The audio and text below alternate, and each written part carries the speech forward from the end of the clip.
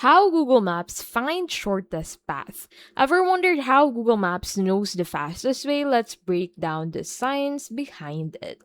So, step one, Google Maps turns roads into a graph. Intersections are nodes, roads are edges, and each edge has a weight, like distance, speed limit, or traffic. Step 2, Dijkstra algorithm. It expands outward from your starting point, always choosing the shortest option until it reaches your destination. This guarantees the mathematically short path. Step 3, A search. It improves on Dijkstra by using a heuristic straight line distance to the destination.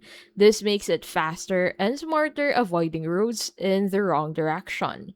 Step 4, Google Maps adds real-time data, traffic jams, accidents, closures, and even weather adjusts the weights of roads. Routes are calculated instantly if conditions change. Together, these algorithms and live data create a hybrid system. It doesn't just follow the shortest path, it finds the fastest, most practical route. Google Maps blends math, AI, and real time traffic to guide you on the quickest route, perfect for commuters, travelers, and delivery riders. And that is how Google Maps find the shortest path.